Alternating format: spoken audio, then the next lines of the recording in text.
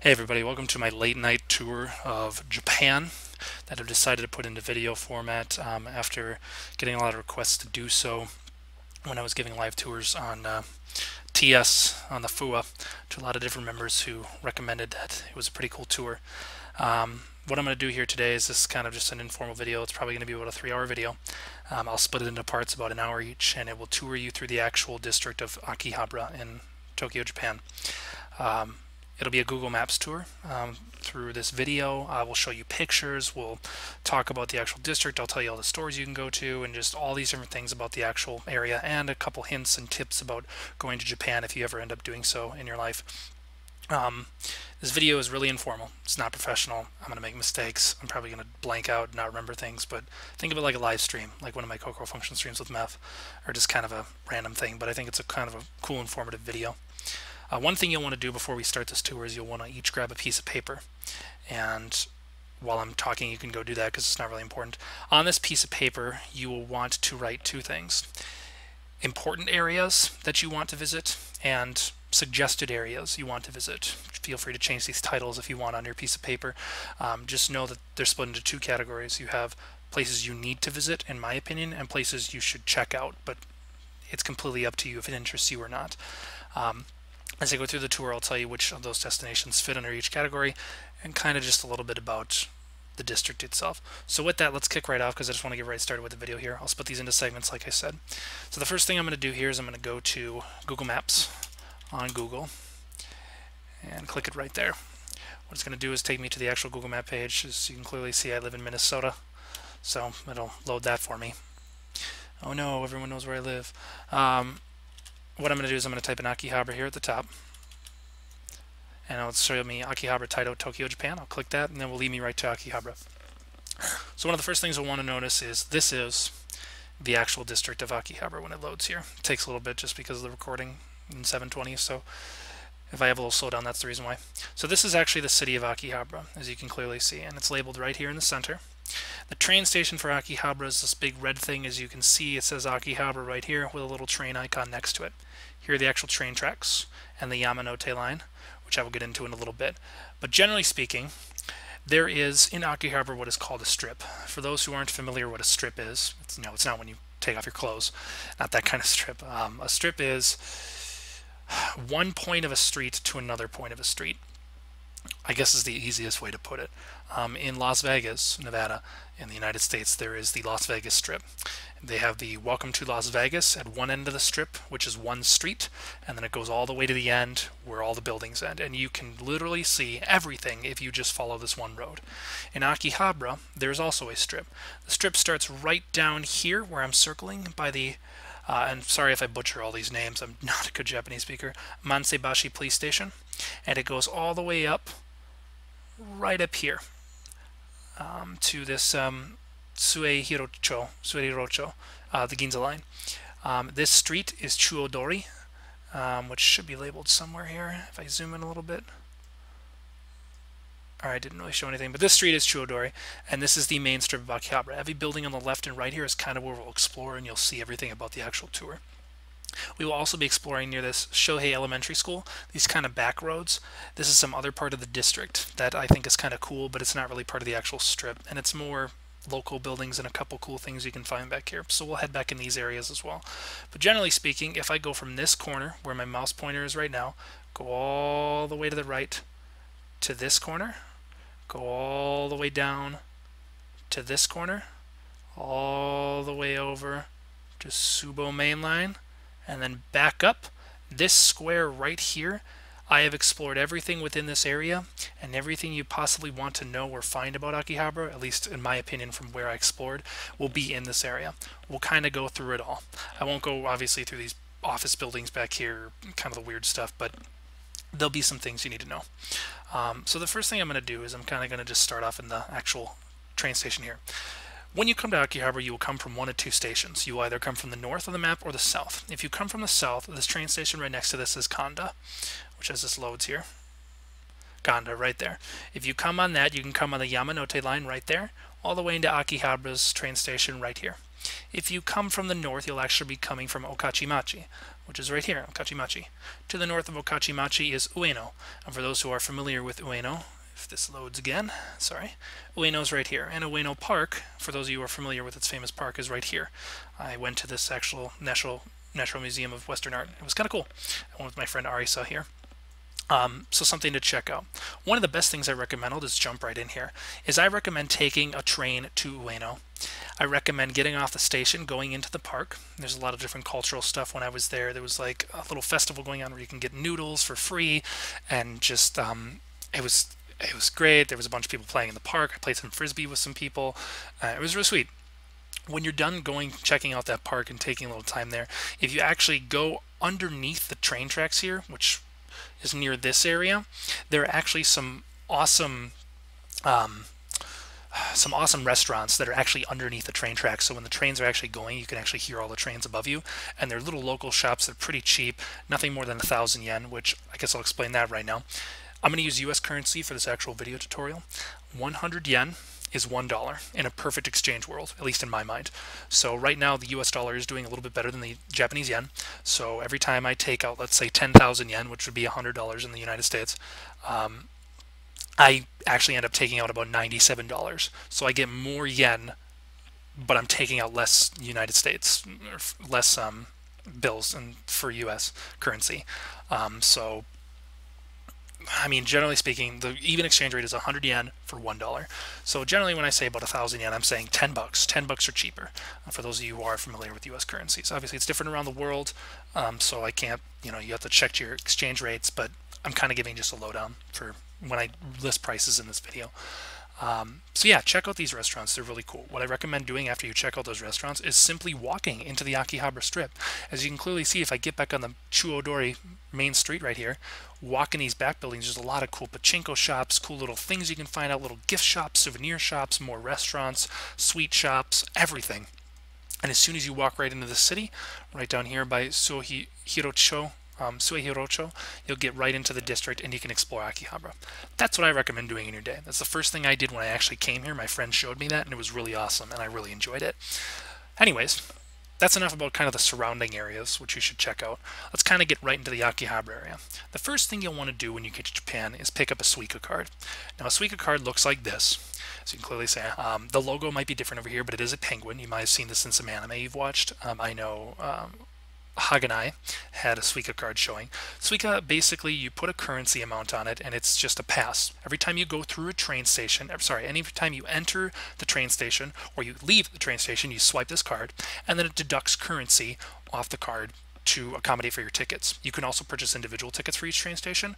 It's very easy to understand. The Japanese railway system is very simple. I've been in the Paris Metro, I've been in New York's Metro, I've been in all of them, and by far Japan and Paris are very simple to use. If you've ever been to those areas, they're not hard at all. And I'll actually show you a map here coming up. For this one, just going to check my time here, sorry. Okay, for this one, one thing you want to keep in mind is the best way to do it is put 10,000 yen on this card. Every month I put about 10,000 yen. I was only there for a month, but you put 10,000 yen on this card. It can last you a month. Now that is saying if you're not doing a lot of touring around and exploring, but 10,000 yen, which is around $100, will last you a month. Trains are very cheap in Japan, and I'll explain that in a second why they are. And it's very easy to refill this card. You simply just go to a ticket station, you enter you can use English or Japanese as your language, you enter some information, and this card just prints out for you with your name on the back. It's good for life, which means my Suica card that I still own still has about 50 bucks on it when I go back to Japan in around October and start doing my vlog, which I forgot to mention that, sorry. This video is kind of a preview for what I want to do with my vlog. Obviously the videos are going to be shorter, but kind of just what I want to do, just more live in person. This is kind of the I lost my train of thought there, I'm sorry. Yeah, you fill up your card and it's good for life. Sorry, that's what I was saying. It's good for life. So I can go back and I have $50 put on this card. Really useful, really easy to use, not difficult at all. Jumping into that then, let's go right into that. This is a map of the actual JR entire railway system in the Tokyo and outer, greater Tokyo areas.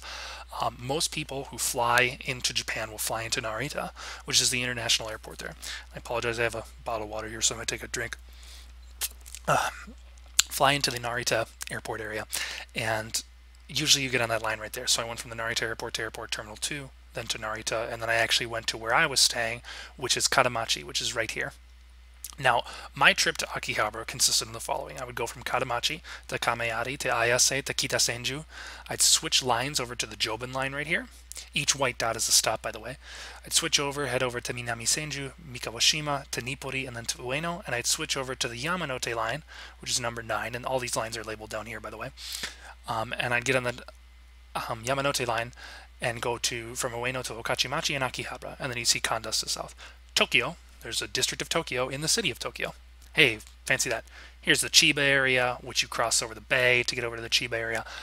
Generally speaking, Japan is not that big across. To get from Narita Airport to Kadamachi, it was about 45 to 50 minutes. And this is just the Tokyo area. So, crossing over to here, you can probably give an estimate. I mean, obviously it might take a little bit longer because of all the stops, but you can kind of see, like, crossing the entire country, I would probably say is about 7 to 10 hours. I may be wrong about that, so feel free to correct me. But generally speaking, that's how long you go for.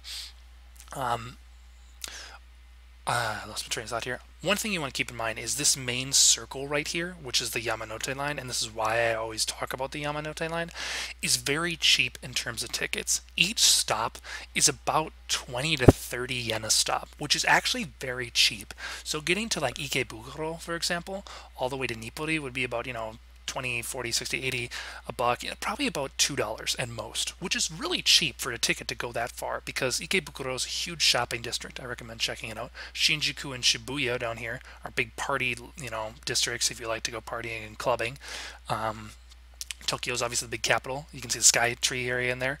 If you actually branch off Ueno, which it doesn't show on here, there is Asakusa, which is where the shrine and the temple are and the older city is. I recommend checking that out. It's really cool. There's a little side, rail track you can take. Nippori is pretty sweet. Ueno has the park, very scenic area.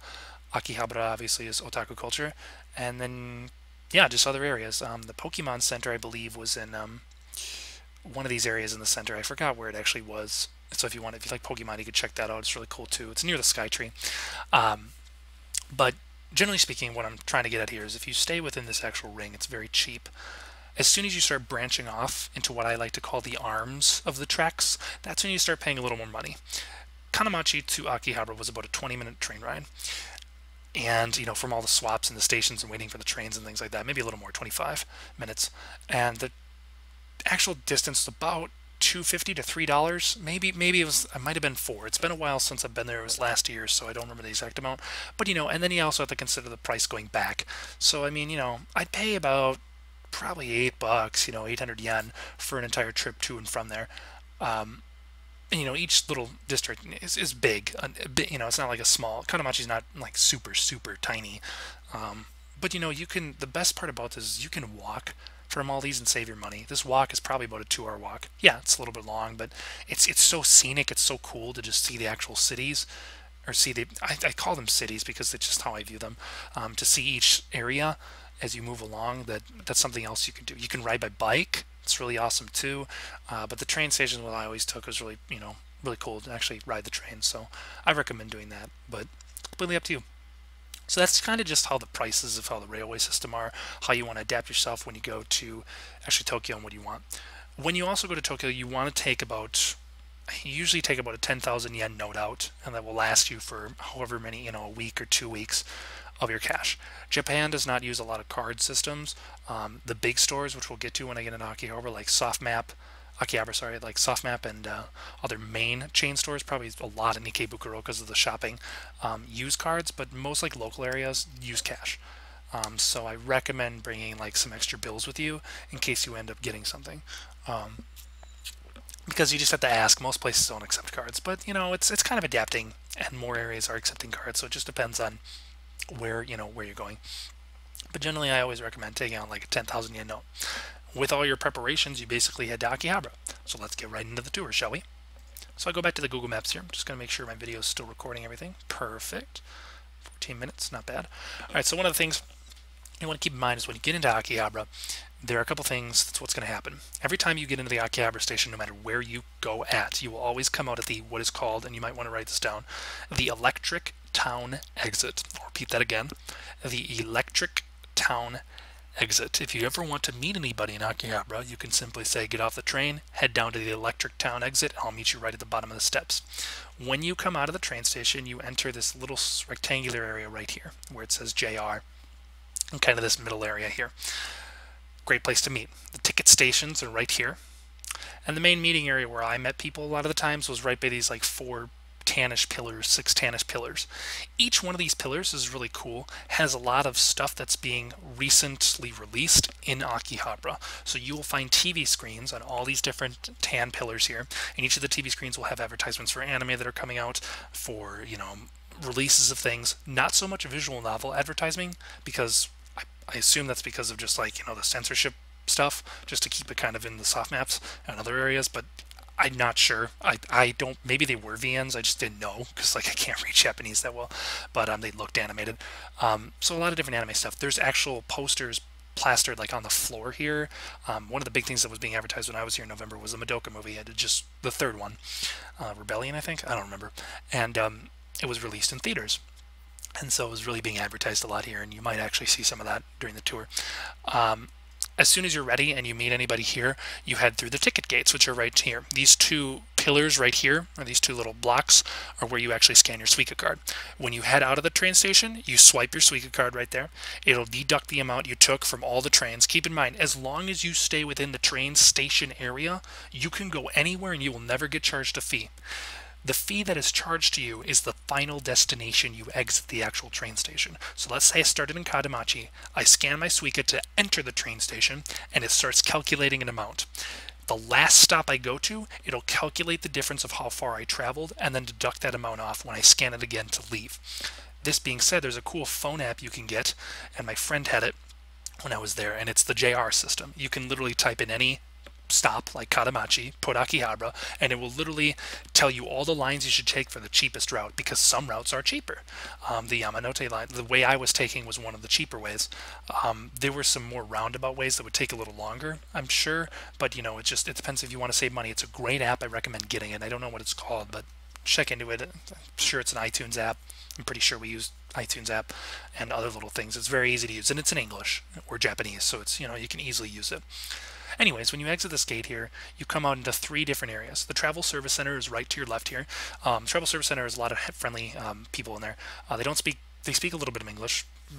You know, there might be someone that speaks a little more, but the people I spoke to spoke a little bit of English, not too well. They can give you some of those maps I showed you, which are these ones, the JR system maps. They're really good with directions in the area, so if you can ask them for directions, they can point you out to things where the taxis are, where key points are, things like that. So I recommend that. In front of you is the Atre 1 building, Atre 1, and I will explain what that is a little bit later. And that's actually building number 17. Each one is kind of labeled, and as you'll see as we go through the tour, I'm not going to stay in this view. We're actually going to go down to the street view. You can also branch off to the right here and branch off to the left. So the first thing I'm going to do before we head onto the street is I'm going to branch off to the right into this area right here. And what I'm actually going to do is head right down into the street view. We're going to start doing a little bit of our tour. So I'm just going to click anywhere on the map and hit the street view button up here. And it'll bring me right down. And I'll see if this actually loads on the video, because I wanted to actually show it. Things may be a little slow because I'm actually recording, so bear with me on that. Hide the images there. Alright, everything's showing up. Looks good. Okay, so the first thing is I'll get kind of oriented here for you all. And kind of move in. Alright, so one of the first things is as we exit that building to the right, you can see it says the JR right here, and then it says Akihabara Station right here. And this is where we exited as if we would have turned right out of the ticket gate. There's the Atre 1 building, which we'll kind of go back and show that a little later. But the one thing I want you to notice here is this is where you can find some taxis. This little roundabout area that you saw on the map previously, and we'll get to that Gundam Cafe, is kind of just like a little roundabout area if you're ever looking for taxis. I never took a taxi when I was actually in Japan, so I can't really say what they're like. They're probably just as expensive as any other taxi anywhere around the world, so just something to keep in mind. But if you're in a pinch, good area to come back and meet. You can meet right by these main office buildings or these main, area buildings. The 2 things I wanted to show you back here are, one, to our right, the Gundam Cafe here. And the Gundam Cafe has a lot of different like Gundam models in like glass cases and things. You can see up front here there's some capsule machines, which I'll kind of explain what those are a little bit later. But basically you go in here, you get coffee or drinks, and you sit down and look at Gundams.